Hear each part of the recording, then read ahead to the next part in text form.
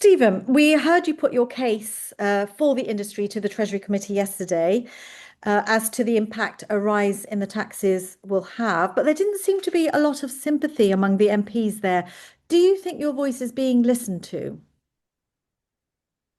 Yes, I do. So it's obviously right that committee members are there to scrutinise and to challenge the evidence before them.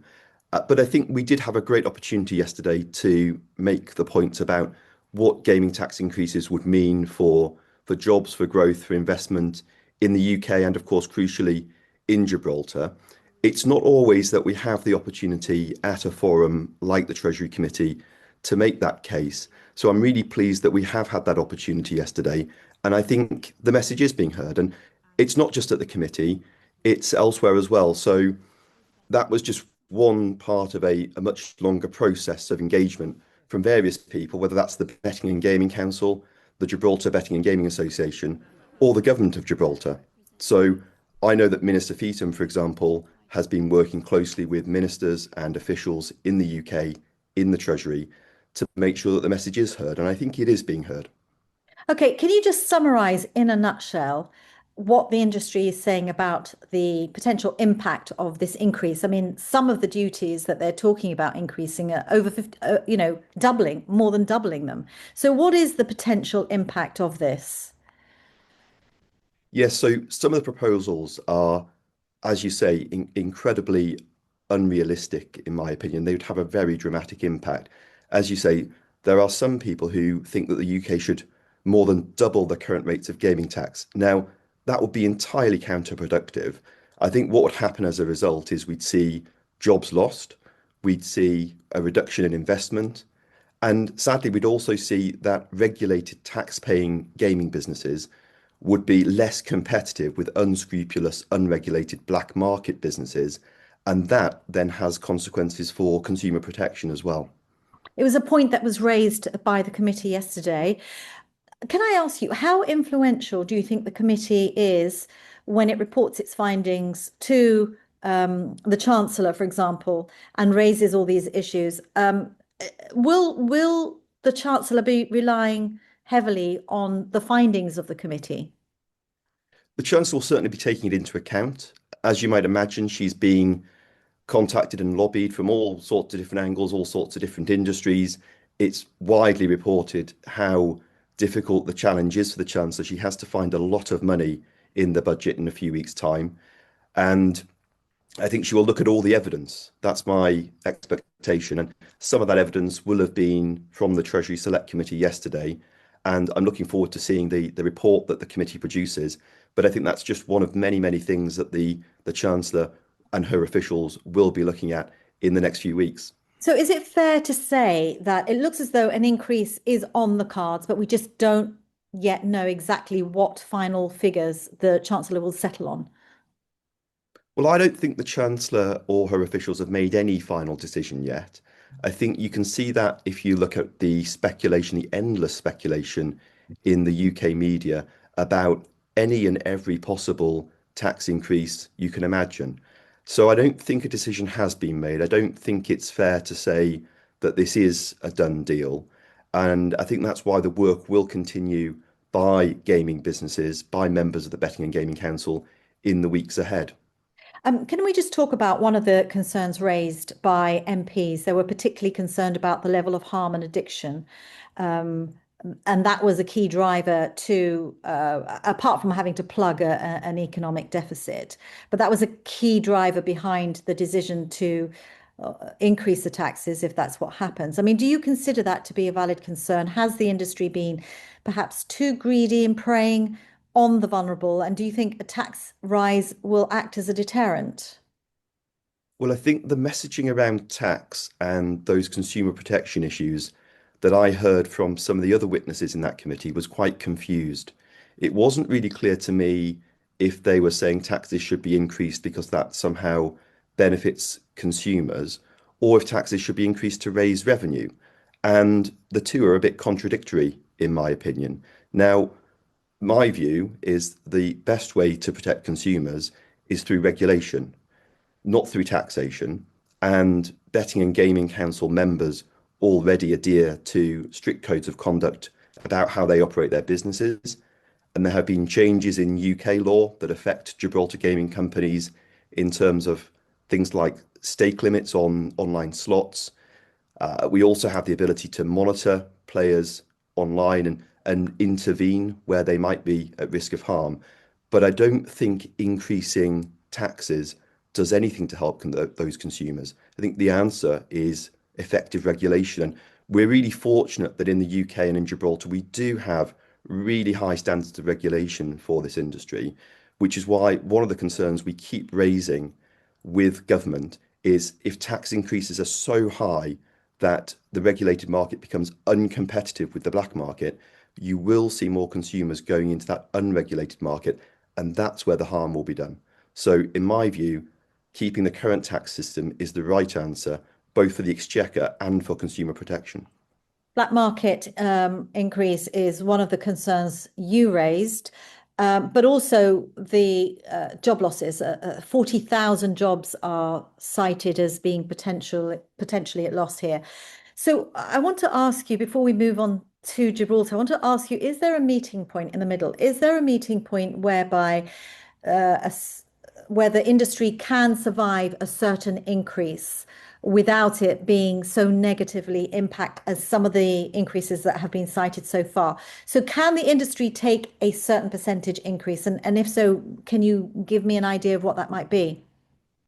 Well, I think any increase in tax sadly does put more cost onto businesses and onto those gaming companies in Gibraltar, and there will be consequences to that. So, to a point, you will see operators trying to mitigate those cost increases, those tax increases through things like reducing generosity to customers, so making prices less attractive or reducing the promotions offered to customers. But at a certain stage, it has to be absorbed through other mechanisms as well. And sadly, that's where the job loss risk comes in. Is there a level you could raise taxes to that would be okay? Hard to say. I think we are very close, if not at the tipping point already, in terms of the levels of tax we have today. When we look at markets across Europe and we look at gaming tax rates and the size of the regulated market versus the size of the black market, what we see is actually the UK and therefore Gibraltar, because Gibraltar companies pay these UK gaming taxes, has struck a good balance right now. We have the vast majority of activity in the regulated market. But I think my concern, the concern of gaming companies, is we risk undermining all that good work that's been done in the UK to create a successful regulated market if we have even slight tax increases, because I think we are very close to the tipping point, unfortunately. 75% of UK bets are placed through companies registered in Gibraltar. You call Gibraltar Centre for Excellence. We've seen how the sector has hugely grown in the past 2 decades. So if these expected tax increases do materialise in November, what do you foresee will be the impact on the sector in Gibraltar?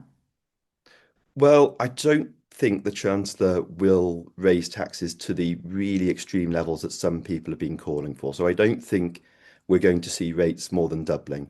I think there's a recognition in the UK government that that would be completely counterproductive. It would cost, as you say, we estimate could be 40,000 jobs in the UK. And of course, that would have an impact on Gibraltar as well. But I think the Chancellor is going to be far more sensible than that. So I think if there are modest tax increases, hopefully there will be minimal impact on the UK and Gibraltar. What I would say is, of course, as I mentioned earlier, we have been working really hard to land that message with the UK government, and I think it is being heard. What would you say is a modest increase? Well, very hard to say. No one knows for sure where the tipping point is. I think we just know from experience in other countries that we're probably close to it. As I say, any tax increase is an increase in costs for businesses that already have thin margins and are already very heavily taxed. There was a bit of debate about this, you may have seen in the committee yesterday. But when we look at gaming businesses in Gibraltar, when we talk to members of the Betting and Gaming Council, they have an effective tax rate, so the proportion of profit they pay in tax of upwards of 65%, often upwards of 80%. These are businesses that are already really heavily taxed, and that's why we're so worried about any increase.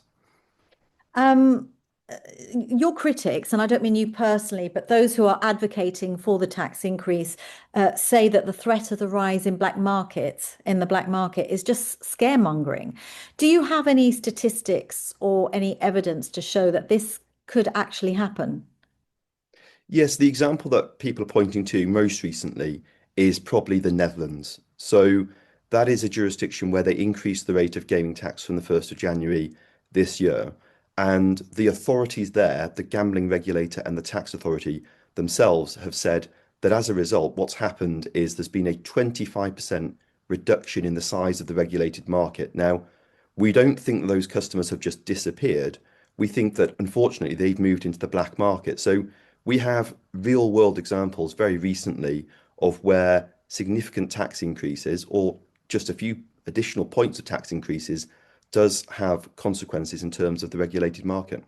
Okay, so I just want to clarify one point. You're not expecting the Chancellor to put the rates up to quite the levels which are over double that have been mooted so far in reports that we've read.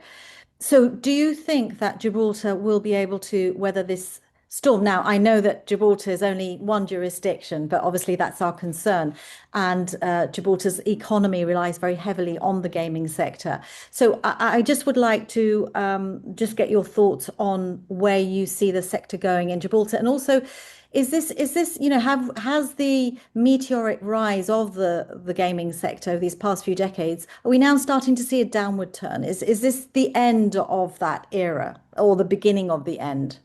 So you're right. I don't expect the Chancellor to introduce dramatic tax increases because I think that the government in the UK is alive to the incredibly negative consequences that would have.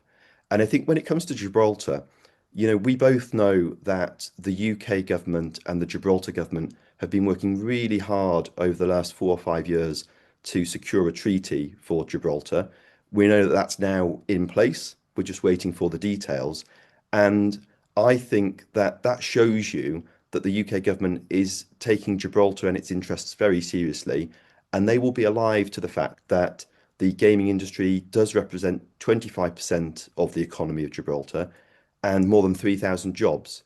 So I think that when you take all those factors into account, I expect that Gibraltar will come out the other side of this. I really hope and I really urge the Chancellor not to increase taxes at all. But I think if it does happen, I think it will be done with the government fully considering the position for Gibraltar, being fully aware of the impact it might have for Gibraltar. And that's the most important thing. I think the government of the UK, they're not going to want to throw away all that hard work that's been done on the treaty. But do you think that the UK government will pass over this opportunity in increasing taxes in an area where, for example, it doesn't harm people socially, like withdrawing the fuel tax for the elderly? Do you think its considerations for Gibraltar would override that?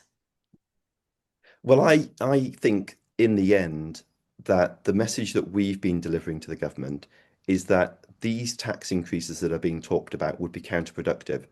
And I don't just mean in terms of things like the black market and consumer protection, but I mean in terms of actual revenue raised.